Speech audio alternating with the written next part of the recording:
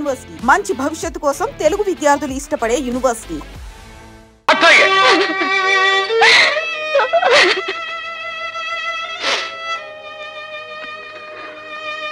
భార్గవ, మేము వెళ్తాం రా. శంకర్, పసితనంలో తండ్రి మోసం చేసి వెళ్ళిపోయాడు. ప్రయోజకునయ్యానని తెలిసిన మరుక్షణం అమ్మ మోసం చేసి వెళ్ళిపోయింది. ఇక నన్ను ఒంటరివాణ్ణి చేసి మీరు కూడా వెళ్ళిపోతారా? వెళ్ళిపోండిరా, వెళ్ళిపోండి. భార్గవ, అభిమానం కోసం ఆప్యాయత కోసం ఆరాటపడే నీ మనసుకి ఏ లోటు రానివల్లా. ఈ రోజు నుంచి నేను పద్మ ఇక్కడే ఉంటాం, నీతోనే ఉంటాం, సరేనా? థ్యాంక్స్ రా శంకర్.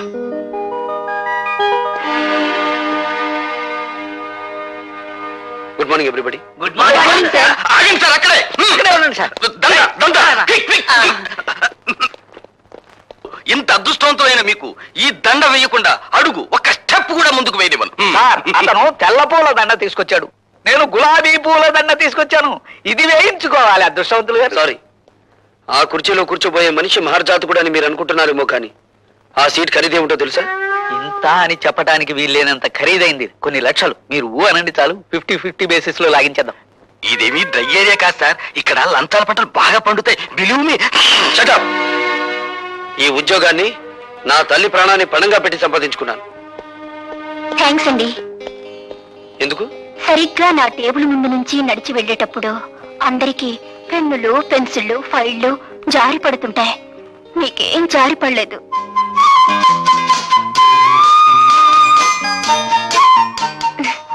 ఐసి, రేపటి నుంచి ఎవరి పెన్నులు పెన్సిళ్ళు జారి పడకుండా నీకు ఒక తారక మంత్రం చెప్తాను. అలాగే సార్. ఆగండి బాబు, ఆగండి. కోడి కూసినప్పుడు లెగిసి కట్టెత్తనే ఉన్న ఈ దండ మీరు ఒక్కసారి వంగుంటే ఈ దండ వేసుకుంటా. మీరే వంగుని ఆ దండ మీరే వేసుకుని డబ్బు కట్టుకుంటూ ఊరి మీద పడి ఊరేగండి. ఏదైనా గిట్టుబాటు అవుతుంది. అండి, ఎవరినింటే నిజం అనుకుంటారు. ఈ దండ వేయించుకోండి బాబు, లేకపోతే గుండె ఆగిపోద్ది. ఆగిపోనివ్వండి, దేశానికి ఏ నష్టం రాదు. అయ్యో బాబోయ్, మళ్ళీ త్రిల్లే. రే బచ్చా, నువ్వు దవులుకో. అచ్చా, మీరు ఈ ఫైల్ మీద సంతకం ఎట్లేదు అనుకోండి, మా అయ్య కళ్ళు దాసి మిమ్మల్ని కళ్ళు కొండలో కలుపు తాగేస్తాడు. జం జమా సత్యం జనాకే ధన్ ధన ధన్ ఫట్ ఫటాచే. ఇదేం బాగాలేదండి. మీరు ఈ దండ ఎంచుకుని మర్యాదగా ఫైల్ మీద సంతకం పెట్టకపోతే థ్రిల్ అయిపోద్ది. ఆ తర్వాత మినిస్టర్ గారి ముందు మీరు చేతులు కట్టుకుని నిలబడాలా. ఏడ్చాలో వెళ్ళు. ఏంటి ఇంకా థ్రిల్లే? సరే, ఎంతకింత థ్రిల్ నేనిస్తా. వెళ్ళు. చూడు బాబు, నువ్వు ఇప్పుడు కూర్చున్న ఏ సీటు గత 10 ఏళ్లుగా మాది. ధర్మమో ఆపధర్మమో నువ్వు ఇప్పుడు ఆ సీట్లోకి వచ్చావు. నేను ఆ సీట్లోకి వచ్చింది నీతిగా నిజాయితీగా ఉద్యోగం చేయడానికి మంత్రి గారు. మేము కూడా నీతిగా నిజాయితీగా ఉండబట్టే మంత్రి పదవిలో ఉంటున్నామయ్యా. కావచ్చు, మీరుండేది 5 ఏళ్ళు, మేముండేది 33 ఏళ్ళు. ఎవడీడో బ్యాటరీ మంచి ఛార్జింగ్ లో ఉంది. హలో, మంది బ్యాటరీ కాదు, డైనమో. ఎప్పుడు డబుల్ ఛార్జ్ లో ఉంటుంది. అన్నో, ఎవడీడో నీ ముందే నా గాలి చెప్తా ఉన్నాడు. అండి, రాజకీయ నాయకులు బతుకులు గాలి తీసిన టైర్ లాంటివి. మీరేం కంగారు పడకండి. చూడు బాబు, మంచి వయసులో ఉన్నావు, ఉండాలా మాత్రం పౌరుషం. నీ వయసులో మేం కూడా ఇంక్విలాబ్ జిందాబాద్ అంటూ కంఠనాళాలు తెగిపోయేలా అరిచాం. ప్రయోజనం కనిపించక పార్టీ జెండా మార్చాం. అంతే, పాకల్లో ఉన్న వాళ్ళం మేడల్లోకి వచ్చాం. మీరు పాకలో నుంచి మేడలోకి వచ్చినా, తిరిగి మేడలో నుంచి పాకలోకి మారినా నాకేం అభ్యంతరం లేదు. కానీ నేను ఇప్పుడు ఇక్కడికి ఒక ప్రభుత్వ ఉద్యోగిగా వచ్చాను. నా ప్రతి నిమిషానికి ప్రజాధనాన్ని జీతంగా తీసుకుంటున్నాను. దయచేసి నా టైం వృధా చేయకుండా నన్ను ఇక్కడికి పిలిపించిన కారణం ఏమిటో చెప్పండి. నువ్వు సూటిగా చెప్తున్నావు కనుక నేను కూడా ముక్కు సూటిగా చెప్తున్నాను. మా తాలూకు ఫైళ్లు ఏవి నీ టేబుల్ మీదకి వచ్చినా ఆలోచించకుండా సంతకం పెట్టాలి. ఊరికి అనుకో, మాకు డబ్బులు కూడా ఇస్తాం. ఏంటి తొందరపడి కాదనేవి కనుక ఈ ఊరే ఇడిచిపెట్టి వెళ్ళిపోవాల్సి వస్తుంది. ఈ ఊరే కాదు, ఈ రాష్ట్రంలోనే ఉండవు. మీ బెదిరింపులకు భయపడితే ఏమవుతుంది? నేను చదువుకున్న ఇంజనీరింగ్ చదువు సిగ్గుపడుతుంది. సో నేను మీకు లొంగను, బెదరను, లోబడను. That's all. శాబాష్, భావి భారత నాయకుడిలాగా మా గొప్పగా మాట్లాడాడే. ఎట్టగడం నేను తట్టుకునే పొట్ల గిత్తలాగా ఉన్నాడు. దీని గురించి ఇంత ఆలోచన ఎందుకంటే మీరు అనండి, మన కాళ్ళు దాసిన పంపించి తిరిగి చేసేస్తాను. అన్నానయ్యా. ఎవడ్రా మీలో భార్గవ్ అంటే? నువ్వా? అయ్యా గారు, దయచేయండి. లోపలికి వెళ్ళాడు. వాడి సీట్ ఇదే. కూర్చోండి, వచ్చేస్తాడు. కూర్చోండి. వాడు సంతకం చేయాల్సిన ఫైల్ ఇదేరా? అరే బచ్చా, ఇదిగో తెచ్చా. అచ్చా.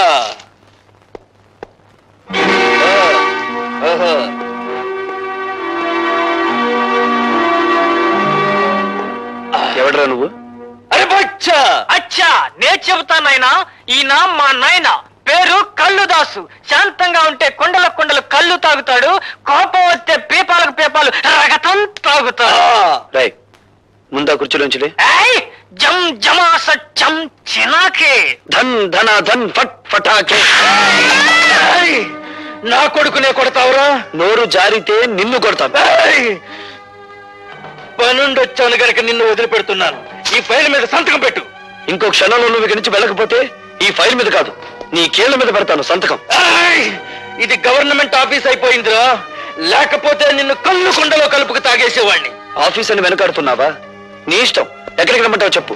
సాయంత్రం 5 గంటలు దాటాక నీ పేటకి, నీ వీధికి, నీ ఇంటికి ఎక్కడికి రమ్మంటావు చెప్పు, అక్కడికి వచ్చి తంతాను. జం జమాస ఫట్ ఫటాకే. సాయంత్రం కొండ దగ్గరకు వచ్చి మన ఆయనతో కలవాడు, అప్పుడు చూద్దాం. ఇప్పుడు ఈ గుండె పగిలినట్టే నీ బాబు పట్టుకొని పగులుతుంది. వెళ్ళండి. హలో. హాయ్ భార్గవ. హాయ్. సాయంత్రం 5 గంటలకి మనం పార్క్ లో కలుసుకోబోతున్నాం. సారీ, ఇప్పుడే ఒక రౌడీకి అపాయింట్మెంట్ ఇచ్చాను. సాయంత్రం 5 గంటలకి ఊరి బయట కొండల మధ్య కొట్టుకుందామని. జోకా? కాదు, నిజం.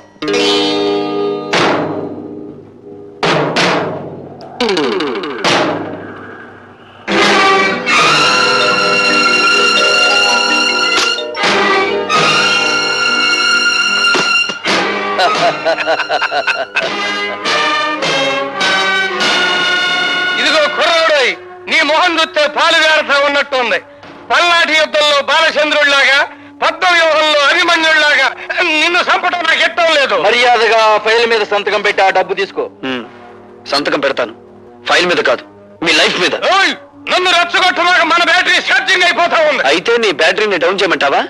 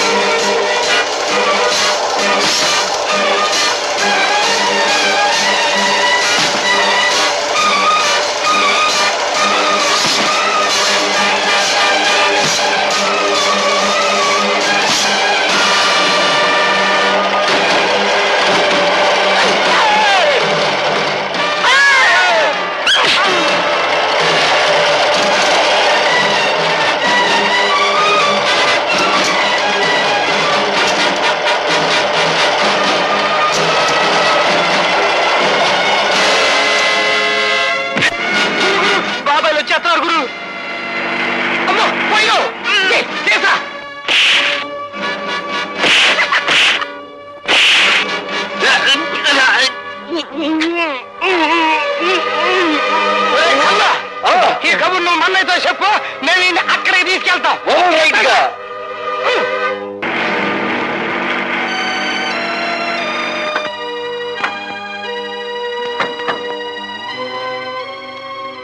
లత, భార్గవ్ ఎక్కడ కనిపించడే? ఇక్కడికే రౌడీలతో ఫైట్ చేయడానికి వచ్చాడని చెప్పావు. నిజంగా అతను చెప్పాడు బాబాయ్. ఏందే చిరునవ్వులు నవ్వుతున్నావు? శాతకాకి ఇక్కడ తీసుకొచ్చి పారేశావనా? కత్తులతో పొడుస్తావరన్నా అంటే వద్దు, రోజా దగ్గర తీసుకెళ్ళు, అది సొరకత్తులు లాంటి సూపులతో పొడుతుందని చెప్పాడు. బయలురా బచ్చా. ఇదిగా ఈయన నీ ప్రేమ మత్తులో పెట్టుకుని గమ్మత్తుగా దీని మీదంటూ చిన్న సంతకం పెట్టించుకో. పదరా.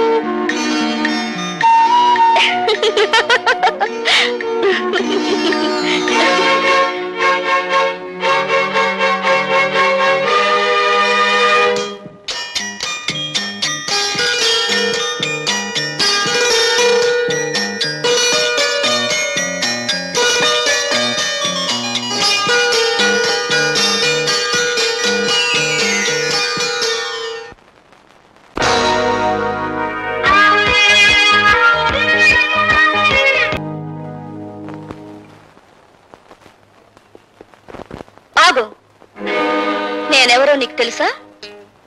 ముక్కు మొహం తెలియని మనిషిని పక్క మీదకు తెచ్చుకున్నప్పుడే తెలిసింది నువ్వెవరివో. ఈ రోజా ఒక్క చూపుతో మహామహుని సైతం శాసించగలదని కూడా నీకు తెలుసా? అఫ్ కోర్స్, నన్ను తప్ప. అంటే నన్ను మించినంతగా తిన్ను చూసావా? ఒక్క రాత్రికి నా రేటు 10,000. రాత్రికి రేటు కట్టుకుని జీవితానికి విలువ పోగొట్టుకున్నావన్నమాట. నాకేం తక్కువ? తాడిపట్టుకు అర్హత లేని దానివి, అమ్మకానికి తప్ప అమ్మవు కాలేని దానివి, పుట్టిన బిడ్డకు నాన్నెవరో చెప్పుకోలేని దానివి. నువ్వు శీలా నమ్ముకున్నావు, జీవితాన్ని నమ్ముకున్నావు. ఎన్ని వేలైనా ఇచ్చి కొందరు నిన్ను కొనగలరు గాని నువ్వు నీ జీవితంలో ఎన్ని లక్షలు సంపాదించినా 5వ తనాన్ని మాత్రం కొనలేవు. ఈ ఇల్లు దాటి వారు దాటి రోడ్డు మీదకొచ్చి కూలి చేస్తూ నాకు కనిపించి పలకరించు, అప్పుడు బదులు పలుకుతాను. ఒక్క చూపుతో మహామహుల్ని శాసించే నీ అందం నా చేత ఒక్క సంతకం కూడా పెట్టించలేకపోయింది కదూ.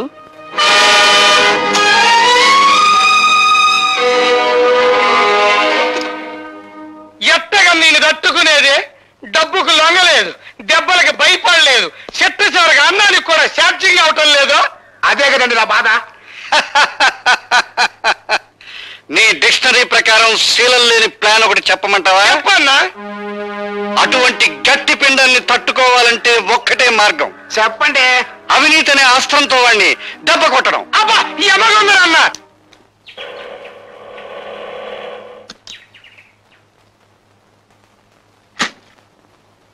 ఏంటి ఎవరండి లోపల? ఎవరు కావాలండి? హాయ్, భార్గవ్ గారు తమకి అన్నయ్య అవుతాళ్ళండి, చెప్పండి. అయ్యో బాబోయ్, సమస్య తీరిపోయిందండి. రే లోపలటండి. ఏమిటండి ఇవన్నీ? ఏం లేదమ్మా, నీకు ఎంటర్టైన్మెంట్ తక్కువగా ఉందని భార్గవ్ గారు, అదే మీ అన్నయ్య గారు గాలి పంక, అది మామూలు అనుకోండి, ఫ్రిడ్జ్, రేడియో, టీవీ, ఈసీఆర్ పంపించారు. రే లోపలటండి రా. ఇవన్నీ కొంటున్నట్టు నాతో చెప్పలేదే? అయ్యో బాబోయ్, ఇక్కడ త్రిల్లే అండి. ఈ అన్ని అట్టుకెళ్ళి ఇంటికాడ అట్టండి, వెనకాల నేను వస్తాను. వీటన్నిటిని చూసేసరికి మా చెల్లెలు థ్రిల్ అయిపోవాలా అన్నారండి మీ అన్నయ్య గారు. అండి లోపలట్టండి రా. అయ్యి బాబోయ్, ఎట్టేశారండి. అండి ఇక్కడ సంతకం పొరవండి. ఎందుకు? అయ్యో బాబోయ్, మళ్ళీ థ్రిల్లా అండి. ఆయన ఉద్యోగంలో చేరినప్పటి నుంచి చూస్తున్నానండి. ఇసుకలో కలిపే సిమెంట్ దగ్గర నుంచి కరెంటు పోల్ మీద స్విచ్ల దాకా అన్ని చూసుకుంటారు. కరెక్టో కాదో లెక్కెట్టుకుంటారు. అది ఆయనకో థ్రిల్ అండి. ఇప్పుడు మీరు ఈ సంతకం పెట్టరనుకోండి, నేను థ్రిల్ అయిపోతాను. అందుకని పొడిసేయండి. అమ్మయ్యా, ఇప్పుడు థ్రిల్ లేదండి. రే రండిరా. అయ్యో రా రారా. ఇదిగో పద్మ, ఇదేం బాగాలేదు. రోజు మీ అన్నయ్య నా ఆటోలో ఫ్రీ సర్వీస్ కొడుతున్నాడు. మీరు మాత్రం తక్కువ తిన్నారా? ఇల్లు ఫ్రీ, మీల్స్ ఫ్రీ, పైగా ఈ రోజు నుంచి ఎంటర్టైన్మెంట్ కూడా ఫ్రీ చేశాడుగా. ఎంటర్టైన్మెంట్ అదేమిటమ్మా? ఇదో థ్రిల్లా? కలర్ టీవీ, వీసీఆర్ కొని పంపించావుగా. నేనా? నేను కొని పంపడం ఏమిటి? మరీ జోక్ చేయకనే రా. నువ్వు కొని పంపించినావు కదా. ఇవి ఎవరు తెచ్చిచ్చారు? ఆయన ఎవరో పేరు కనుక్కోలేదు, నీ పేరు చెప్పి ఇవన్నీ తీసుకోమంటే తీసుకున్నాను. బుద్ధి లేదు, ఎవరో ఏదో తీసుకోమని తీసుకోవడమే. శంకరం, ఏదో మోసం జరిగిపోయింది. ఇది ఆ రాజశేఖరం గారి కుట్ర. నేను తనకి లొంగడం లేదని ఆ సదానందం గారి చేత ఈ పని చేయించుంటాడు. నేను ఇప్పుడే వెళ్ళి రండి బాబు రండి. ఈయనేనండి భార్గవ్ గారు, మీ పని కానివ్వండి. Mister Bhargava, we are from anti corruption bureau. మీరు కాంట్రాక్ట్ మీద సంతకం చేయడానికి VCR, కలర్ టీవీ, ఫ్రిడ్జ్ లంచంగా తీసుకున్నారని మిస్టర్ సదానందం రిపోర్ట్ చేశారు. అయ్యి బాబోయ్, ఇవన్నీ నేను పంపించింది. అమాయకులైన మా పద్మను మోసం చేసి ఈ సదానందం ఆ వస్తువులు ఇచ్చి వెళ్ళాడు తప్ప వాటిని నేను లంచంగా అడగలేదు. ఓర్కాండే, ఎవరంటే నేను అనుకుంటారు. ఆ పైల మీద సంతకం పెట్టాలంటే ఇవన్నీ పంపించానే కానీ కుదరన్నారు మీరు. రెండే 2 గంటలు టైం ఇచ్చాయండి బాబు, అందుకే బ్లాక్ లో కొనుక్కొచ్చాను. అందుకు రుజువు ఏమిటి? రుజువు అండి ఇదిగోనండి. ఇవన్నీ ముట్టినట్టుగా ఆయన గారి చెల్లెలు నాకు సంతకం పెట్టి ఇచ్చిన రసీదండి. పద్మ సంతకం పెడితే నేను లంచగొట్టి నెల అవుతాను. ఆ సంగతి నేను చెబుతాను. మీరు సదానందంగా నేను లంచం అడగటం నా చెవులారా విన్నాను. సార్, మీరు ఆఫీసులో నేను లంచం ఇవ్వబోతే నాకు అక్కర్లేదు, ఏవైనా వస్తువులు కొని ఇంట్లో ఇచ్చేసి ముట్టినట్టు నా చెల్లెలతో సంతకం తీసుకుంటే చాలు అని కూడా అన్నారు సార్. ఒక ప్రభుత్వ ఉద్యోగం మీద చేయి చేసుకుంటావా? మన పోలీస్ స్టేషన్కి. మా భార్గవ అంటున్నారు కదండి, ఈజ్ గోల్డ్ మెడలిస్ట్. వాడు రక్తం గోల్డ్, వాడు మనసు గోల్డ్, వాడు నిజాయితీ గోల్డ్. సారీ మిస్టర్, అతని నిజాయితీ నిరూపించుకోవడానికి కోర్టులు ఉన్నాయి. ఇన్స్పెక్టర్, ఇతను అరెస్ట్ చేయండి. కమాన్. ఇన్స్పెక్టర్ గారు, మా అన్నయ్యని అరెస్ట్ చేయొద్దండి. అమాయకత్వంతో ఆ పేపర్ మీద సంతకం చేసి నన్ను అరెస్ట్ చేయండి. ఇన్స్పెక్టర్ గారు. ముద్దాయి భార్గవ ఒక కాంట్రాక్ట్ అక్రమంగా సదానందానికి ఇవ్వడానికి లంచం అడిగాడని, దాన్ని పరోక్షంగా పుచ్చుకున్నాడని సాక్ష్యాధారాల వల్ల నిరూపించబడింది. కనుక ముద్దాయి భార్గవకు IPC సెక్షన్ 161 ప్రకారం 3 నెలల సాధారణ జైలు శిక్ష విధించడమైంది. దీనంతటికి నేనేనండి కారకురాల్ని. నేనే. పద్మ పద్మ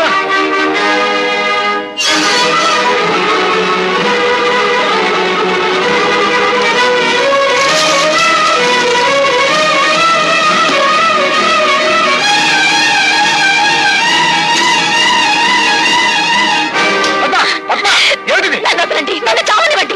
నా అజ్ఞానం మూలంగానే భార్గవ అనే జైలు పాలేడు. నేను చేస్తాను, నన్ను చావనివ్వండి. ఏమిటో నువ్వు చెప్పేది? అవును భార్గవ, నీ చేతిలో ఉత్తరాలన్నీ మీ నాన్న మీ అమ్మకి రాసినవే. అంతేకాదు, మీ నాన్న ఈ జైల్లోనే ఉన్నాడు. ఈ జైల్లోనా? ఠాగూర్ ఈ జైల్లోనే ఖైదీగా ఉన్నాడు. ఉన్నాడని నాకు తెలుసు సార్. నంబర్ ఎంత? 747.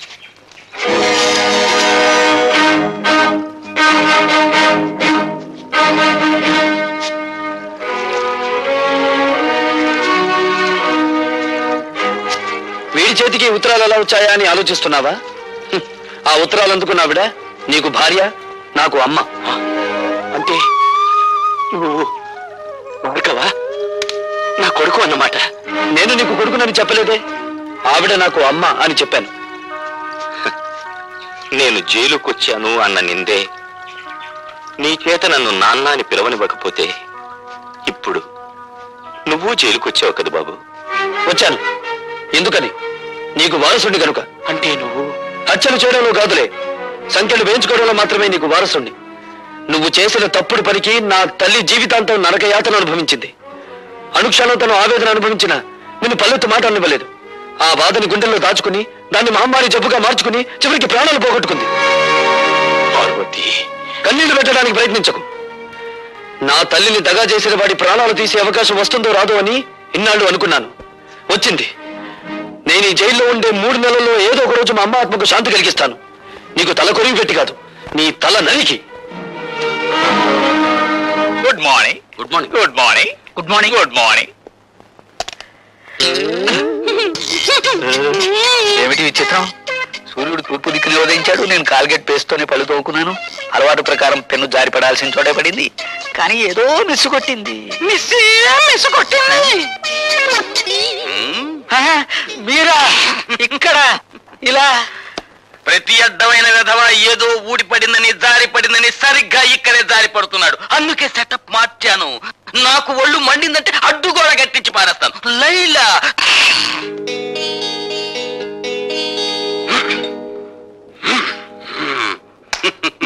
లైలా నిర్భయంగా ఉండు.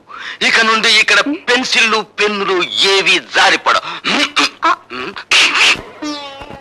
అమ్మ లత, వేయించావుగా శిక్ష, ఇప్పుడు ఓదార్చడానికి వచ్చావా?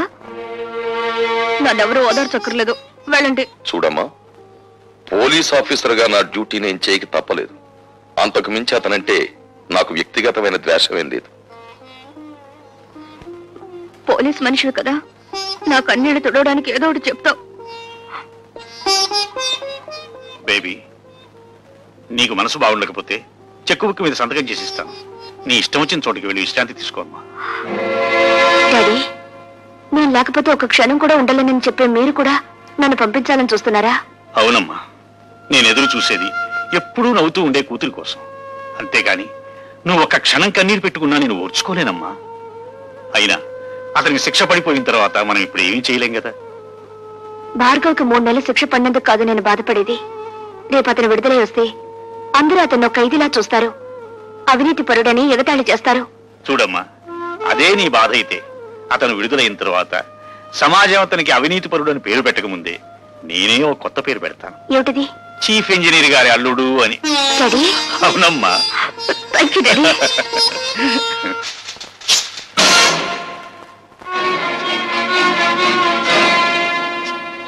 గురి తప్పిందా? చంపే బాబు, చీల్చే ఈ గుండెల్ని. పున్నామ నరకం నుంచి కాదు, ఈ కుళ్ళు సంఘం నుంచి నాకు విముక్తి ప్రసాదించు. ఆలోచిస్తున్నావా బాబు?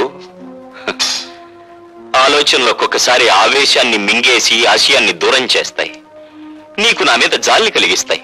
ఆలోచించకు బాబు. పసితనం నుంచి నువ్వు నీ తండ్రి పట్ల పెంచుకున్న పగకు ప్రతీకారానికి పరిష్కారం ఇదొక్కటే. నన్ను చంపు, దేవతలాంటి మీ అమ్మ దగ్గరకు నన్ను చేర్చు. కానీ నన్ను విముక్తుణ్ణి చేసే ముందు నా ఆత్మ నివేదన్ని క్షణకాలం పాటు విను. అంటే నువ్వు నిర్దోషినని చెప్పి నన్ను నమ్మించాలని ప్రయత్నిస్తున్నావా? కాదు, ఒకే సంఘం, ఒకే మనుష్యులు నీ జీవితంతోనూ నా జీవితంతోనూ ఆట్లాడుకుని ఎలా దోషులుగా చిత్రించారో, సగటు మనిషి సంస్కారాన్ని ఈ దోపిడీ వ్యవస్థ తన స్వార్థానికి ఎలా వినియోగించుకుంటుందో నీకు నేను చెప్పాలి. తండ్రిగా కాదు, నీకంటే ముందుగా ఈ రాక్షస వ్యవస్థ పాదాల కింద నలిగిపోయిన భ్రష్టుడిగా, పతితుడిగా అది నా బాధ్యత. బాబు, నా గతం నీ భవిష్యత్తుకు మార్గం చూపి నీలోని ఉద్యమకారుడికి ఊపిరి పోయాలి.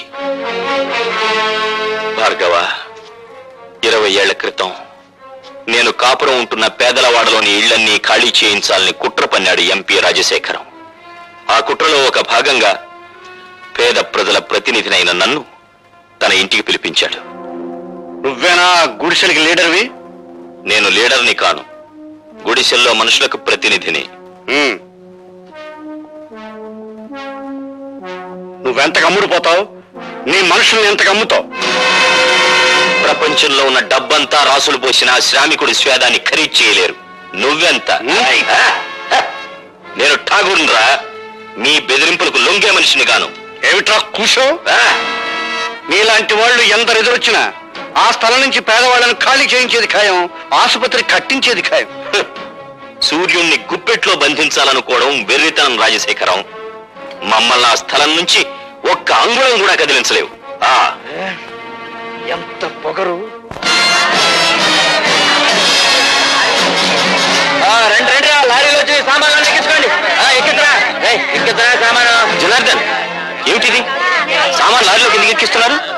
ఎందుకేటయ్యా, ఆ మహారాజు రాజశేఖరం బాబు పాక ఖాళీ చేస్తే 1000 రూపాయలు ఇస్తున్నాడు. 1000 రూపాయలు సేదా ఏంటి? ఎరా అమ్మా రోజా, అట్ట నుంచున్నావేంటమ్మా? వెళ్ళి సామాన్ తీసుకురాపో. జనార్దన్ ఆగు. నువ్వు మా నాయకుడివే కావచ్చు, కానీ మాకు లాభం వచ్చేటప్పుడు మాత్రం ఆపటం మంచిది కాదు. మీకు లాభం వచ్చే పని చేయించానయ్యా. పాకకి 5000 చొప్పున ఇస్తానని రాజశేఖరం నా దగ్గర ఒప్పుకున్నాడు. రే, లారీలో ఎక్కించిన సామాన్ కింద దించండి. పాక 5000 ఇచ్చేంత వరకు ఎవరు ఖాళీ చేయొద్దు. ఏమండి, నిజంగానే ఆ రాజశేఖరం పాక 5000 ఇస్తానని ఒప్పుకున్నాడా? లేదు పార్వతి, నా వాళ్ళతో నేను అబద్ధం చెప్పాను. అబద్ధం చెప్పారా? అవును, డబ్బుకు లొంగిపోయి వాళ్ళు ఖాళీ చేయడానికి సిద్ధపడుతున్నారు. ఒకసారి భూమిని పెట్టుబడిదారులు ఆక్రమిస్తే తిరిగి అది పేదల చేతికి రాదు. ఏమిటి? 5000 ఇస్తే కానీ పాకలు ఖాళీ చేయరా? అవును, ఇప్పుడు 50,000 ఇచ్చినా ఖాళీ చేయరు. మరి వాళ్ళతో ఎందుకలా చెప్పావు? నీ రాజకీయాన్ని దెబ్బతీయడానికి. ఇప్పుడు మళ్ళీ నువ్వు 5,000 ఇస్తాన్ని రాయబారి నడిపితే నేను 10,000 ఒప్పుకొచ్చానని చెప్తాను. దాసు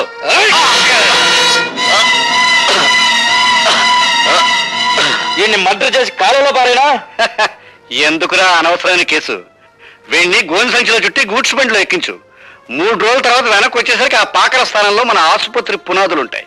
ఎలా జనార్దన్, సామాన్ లారీలకు ఎక్కించలేదా? డబ్బు ఉందే అటాక్ ఇచ్చమంటారు. డబ్బా ఠాగూర్ చేతికిచ్చి పంపించానే, మీకు ముట్టలేదా? ఠాగూర్కా? ఎలా దాసు? అవునండి, ఠాగూర్ చేతికి డబ్బిచ్చి మీ అందరికీ పంచమన్నారా? పొద్దుటి నుంచి అసలు ఠాగూర్ ప్యాట్లోకి రాలేదు. పొద్దుటి నుంచి పేటలోకి రాలేదా? పొద్దుటనగా నా దగ్గర బయలుదేరిన ఠాగూర్ ఇంతవరకు ఇక్కడికి రాలేదంటే ఆ డబ్బు అంతా తీసుకుని పారిపోయి ఉంటాడండి. అబద్ధం.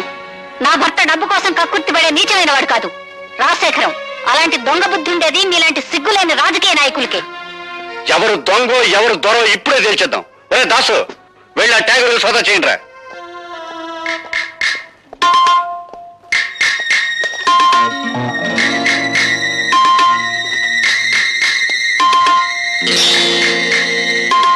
ఇదిగోనండి డబ్బు.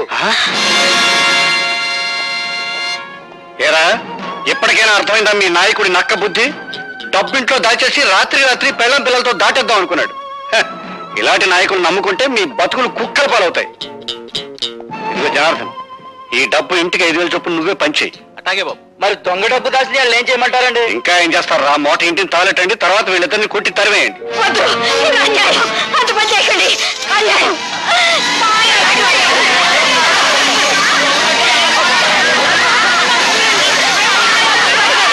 నేను స్పృహలోకి వచ్చేసరికి ఊరు దాటిపోయానని గ్రహించాను.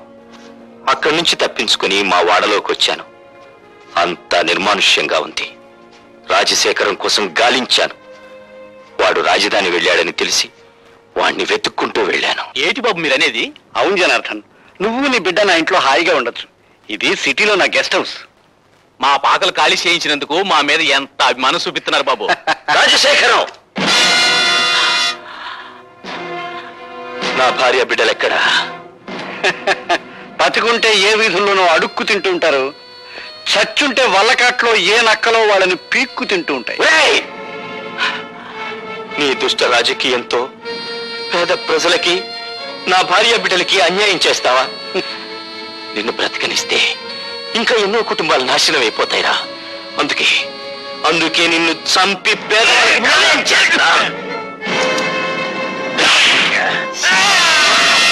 దాసు, వాడిని పట్టుకో, పోలీసులు ఫోన్ చేస్తాను.